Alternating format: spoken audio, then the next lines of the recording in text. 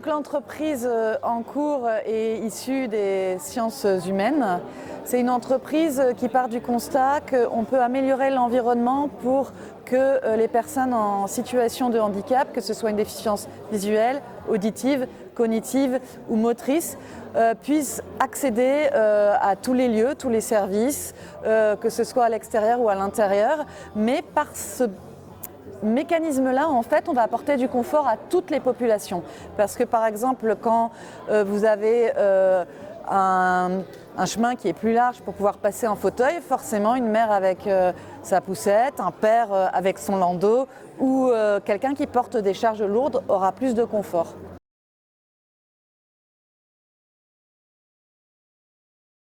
Le soutien apporté par l'Université de Lille a été très important à plusieurs niveaux.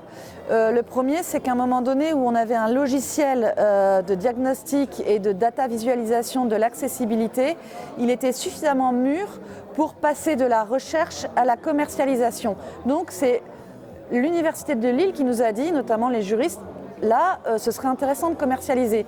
Ensuite, il y a tout un écosystème autour de cette création d'entreprise avec Créinov qui nous a incubés et qui nous a permis de rencontrer beaucoup d'autres personnes, notamment la SAT, donc la Société d'accélération et de transfert de technologie du Nord, et Alacrité, qui est un générateur de jeunes pousses et qui nous permet d'être entourés à tous les niveaux. Je dois citer aussi le service valorisation de la fac, qui est très important, qui nous encourage et qui nous permet de comprendre quelque chose qui est quand même une jungle en termes de business, en termes juridiques, en termes de concours scientifiques et de pouvoir nous positionner et faire de cette aventure une belle aventure.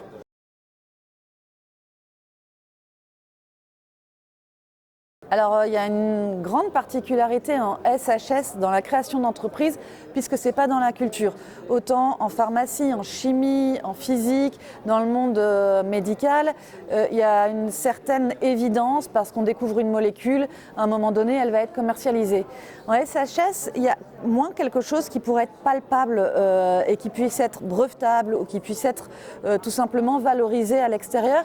Mais je pense aussi que c'est un positionnement des chercheurs.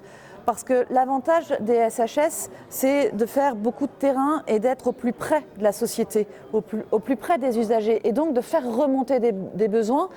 Et je pense qu'il est très important, c'est de travailler en transversalité. C'est-à-dire que nous, on fait des enquêtes en géographie, en ethnologie, en urbanisme, mais on a eu besoin aussi d'informaticiens, de spécialistes de la data visualisation. Et je pense que pour être complètement dans un épanouissement des sciences sociales en termes de création d'entreprises et de business, il faut qu'on puisse déjà encourager les chercheurs à dire « tiens, là c'est intéressant ». Et avec les technologies numériques qui se développent et aussi les SHS qui se prennent de plus en plus au jeu du numérique dans leurs enquêtes, je pense qu'il y a un avenir en termes de création d'entreprises pour les sciences humaines et sociales.